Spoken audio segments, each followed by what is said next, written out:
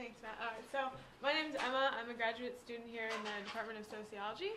And today I'm going to be talking about some joint work with Ryan Acton, who is now at the University of Massachusetts Amherst, and Carter Butts. So, like I said, we're going to be talking about brokerage and dynamic networks. So a quick outline of what I'm going to be speaking on today. I'm going to motivate this a little bit, and then talk about some of the traditional ways that we measure brokerage in static networks. Then I want to talk a little bit about what we call sort of mechanisms of brokerage, thinking about brokerage from more of a process perspective, which leads us to develop a measure of dynamic brokerage. And then we're going to look at a quick application of this in interorganizational collaboration network after Hurricane Katrina. All right, so network research of sort of researchers have been fundamentally concerned about dynamic networks. However, this sort of what we call dynamic intuition often lies behind overtly static modes of analysis. And this was generally the case because static data was what we had to work with. However, as many of us know, that in recent decade, large-scale, good-quality dynamic network data is now available. And what this forces us to do is go back and look at some of these initially static dynamic or static network concepts that were really motivated by dynamic processes. And a classic example of this is Zimmel's famous argument that triadic configurations are fundamentally different from dyadic ones. What this relies on is not necessarily that there's a difference between groups of different sizes, or the static structure of these different groups, but really it's because there's a differential potential for change in these two structures. So in a triad, two of the nodes can threaten to form a coalition and exclude that third actor. Whereas in a dyad, you can't have that, because if you abstain from that relationship, or say that you're going to break it off, that means you have to abstain from it yourself. So it's really this threat of exclusion, this potential for change, that makes triads a fundamental social structure. And so what we're going to do today is, re-explore some static network concepts and measures that were originally motivated by dynamic processes, namely brokerage. So that's what we're going to talk about today. So most of us in this room have probably heard of the concept of brokerage. You know what it is, but just so that we're on the same page. Brokerage occurs when one actor serves as a bridge between two other actors who themselves lack a direct connection. And so the work that we're going to build a lot of what I'm talking about today on was a great paper by Gould and Fernandez, 1989. In this paper, they introduce brokerage roles as a family of structural positions. And you can see they have a five-fold typology here that is based on properties of the actors themselves. So the colors here represent some sort of membership in a subgroup, and then we can get distinguished between these brokerage-related positions. So this approach was really important because it did three things. One, it allowed for us to quantify brokerage roles in a network by simply counting instances of each of these different structures. And second, it allowed for us to distinguish between these five different roles based on properties of the actors themselves. And finally, it sort of provides a fully structural definition of brokerage that we can apply in a general setting. So this was different from a lot that came before because, we had these sort of hand-wavy definition of brokerage. If you're in a position of brokerage, it affords you power and status, things like that. But now we have a structural definition that we can sort of apply across the board in different types of networks. So more formally, here's the definition of brokerage that they give in the paper. The important thing to consider here is that we're basically capturing all the structural features. So like I said before, we're going to simply count all the instances of these different structural configurations. So we're thinking about brokerage and this traditional measure of brokerage, and we're trying to sort of bring that over into a dynamic framework.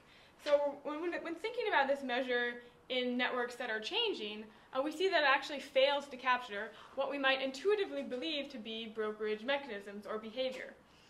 So what we're going to do is, I want to do a little bit is sort of talk about some of these brokerage mechanisms. I have three classes that I want to talk about, and that's going to help us sort of frame our discussion and think about brokerage in a dynamic setting. So the first case, which is probably what most of you were thinking about when I said brokerage, is sort of the classical context of exchange relations. So here we have a broker who, say, is a conduit for information or other resources from one alter to another, when then those two alters can't be directly reach one another. So this is sort of a classical notion of brokerage. However, we might think about other different situations that might also constitute brokerage. So for example, what we call matchmaking brokerage occurs when a broker introduces or otherwise makes possible a tie from one alter to another. And this is exactly the type of behavior that David Obstfeld argues for in some of his work. And a third class of brokerage mechanisms that we're going to consider we call coordination brokerage. And here the broker directs the alter's actions, so they don't need to have a contact. So an example of this, you might think about organizations, where we're trying to resolve some sort of dependencies, and so we have a manager that allows us not to have to interact all the time. So clearly, when we're thinking about these three different types of brokerage mechanisms, they're different. And one is more appropriate in some contexts, and sometimes both are going on at the same time, and we really want to distinguish between them. So this little chart here just allows us to sort of characterize these three different mechanisms by the value that the broker generates, also sort of the mechanism of mediation, but more importantly, they also have different effects on the network structure. So if we're talking about a relationship on a network that is changing on the same scale as that relationship, it's really important to be able to distinguish these two things because they have a direct impact on the formation of the network in the future. Okay, so those are our three different classes of brokerage mechanisms. And what we can do is sort of think about how these behave in a dynamic context and what we might want to capture as brokerage. So this figure here is sort of the minimal condition that we need to capture brokerage. And we can see here that we're sort of maintaining the structural features of brokerage, namely we have this open two-path, but here that occurs over a series of time steps. So we do have brokerage here, it just occurs over multiple time steps. And in this case, it might correspond to, it might be identical to the Gould and Fernandez measure applied in the aggregate graph. So for example, if we don't have this third time step over here, we just observe this in the aggregate graph, we're going to say, oh yeah, that's brokerage. However, it might also differ. So if at a later time step we observe this third edge here, in a classical context we might think of this as triadic closure. In the aggregate graph we're going to see this complete triangle and say, oh no, there's no brokerage going on in this triad. So I'll also note that here you can see an example where the classic static analysis won't pick up some sequences of relationships that we do believe are brokerage, but we can also get the opposite effect where we identify something in the aggregate case that wasn't actually brokerage. So for example, if this tie between A and C occurred before this tie over here, I'm not going to be able to say transfer package. Now I can't give Carter a message from Chris that I learned from Chris tomorrow. So we can't violate that sort of position. So we have false positives and we have false negatives in this case. So we really need to have a dynamic measure of brokerage in order to correctly account for the different structural or relational patterns that we might want to say are brokerage. Okay, so what we're going to do is simply extend the Gould and Fernandez measure in a really simple way and embed it in sort of a temporal dimension. So we basically have the same definition here, except now we're keeping track of the time at each of these different relations.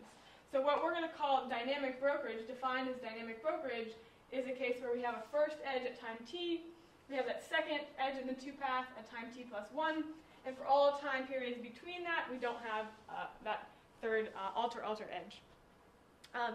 So with this dynamic measure of brokerage, we can, given what we've talked about before, say that we really want to preserve the fundamental structural characteristics. So we want to preserve everything that we did in the classic case. So all the simultaneous two-path structures are still going to be accounted for in our measure of dynamic brokerage. However, we're extending this so that we allow for a temporal ordering of edges. We're not actually requiring simultaneity. We can also now capture repeat opportunities within the same triple of actors. So you might have brokerage opportunities that repeat over time. Now we can see that, or correctly account for that. We're going to avoid false positive errors because we're taking the timing of the relationships into account.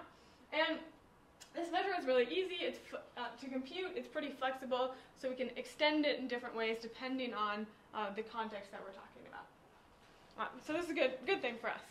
So now I'm going to show you an application of our new measure, and I want to sort of just show some illustrative examples of some of the new insight that can be gained by using a dynamic measure. It's more appropriate in this context, and we can really get additional insight into what's going on in this data.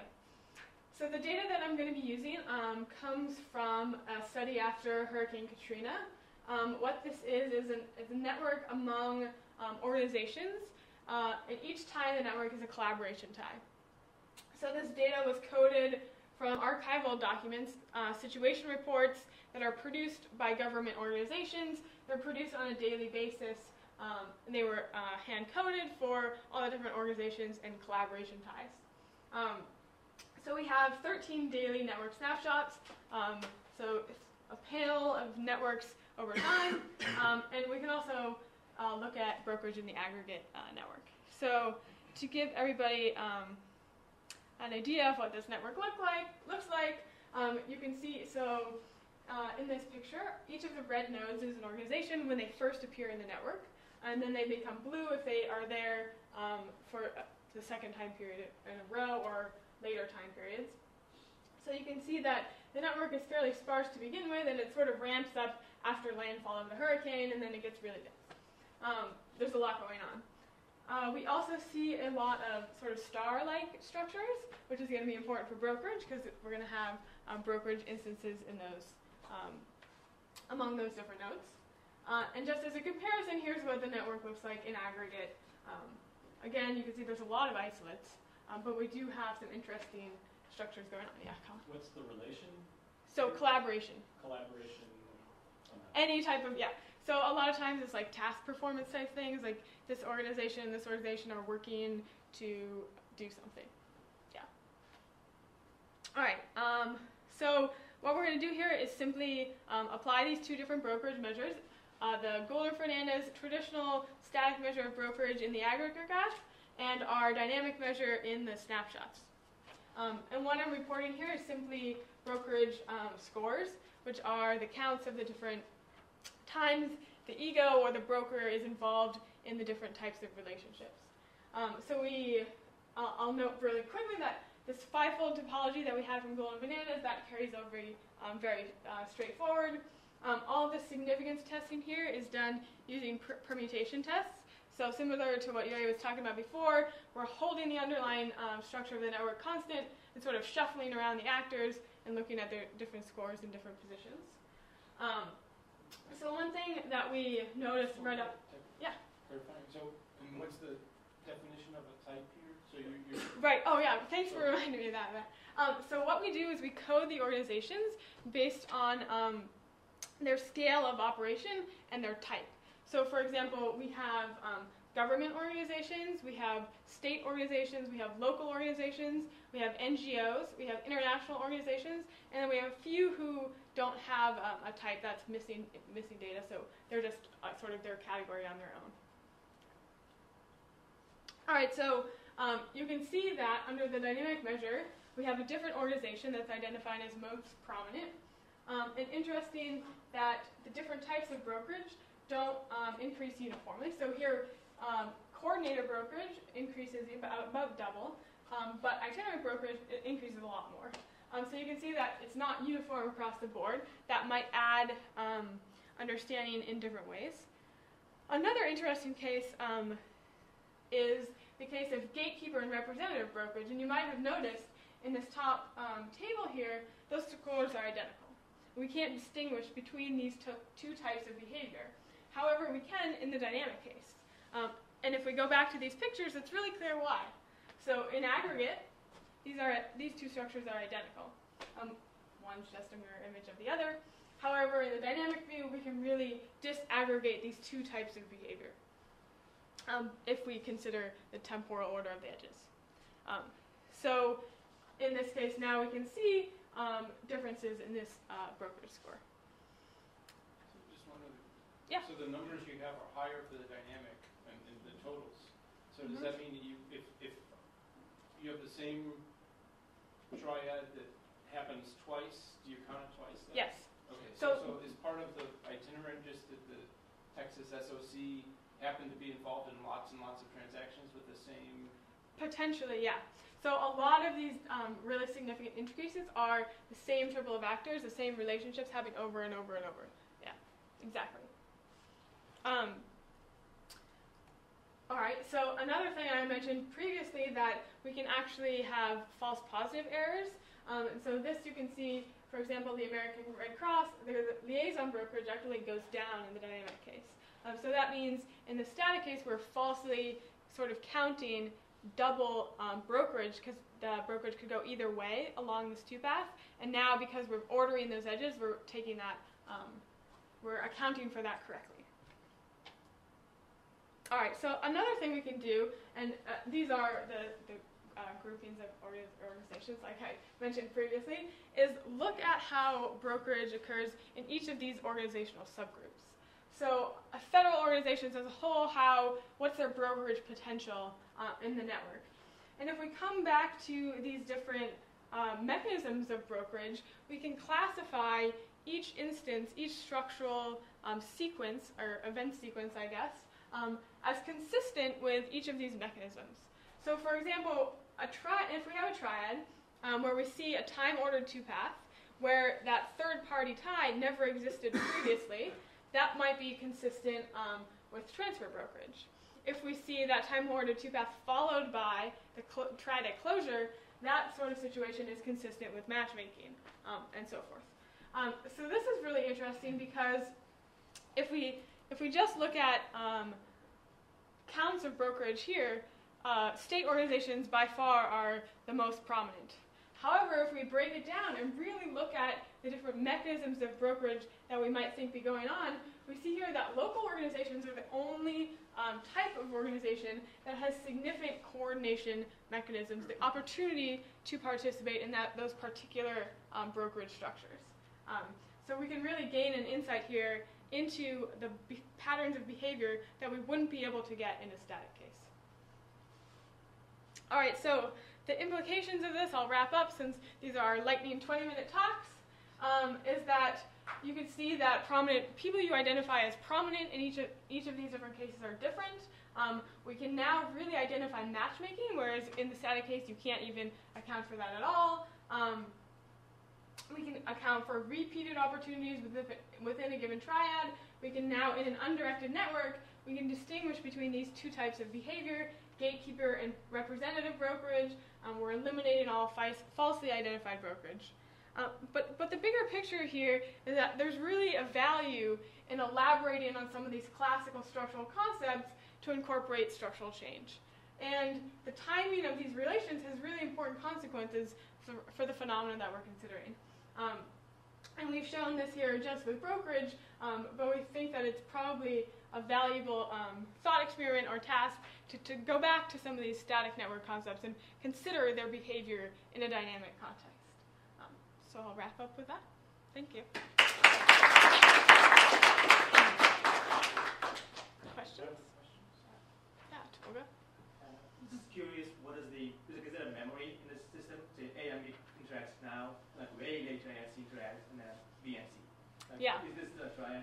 We still consider that brokerage. So what we wanted to do is sort of, in the simplest terms, extend the Golden-Fernandez measure into a dynamic case. But we've actually thought a little bit more, should a brokerage score that we assign be dependent on that, like, sort of the length of time between the two edges that give that opportunity or something like that. But right now, yeah, it's just anything that follows that time order. So you always keep track. Yep. What happened once.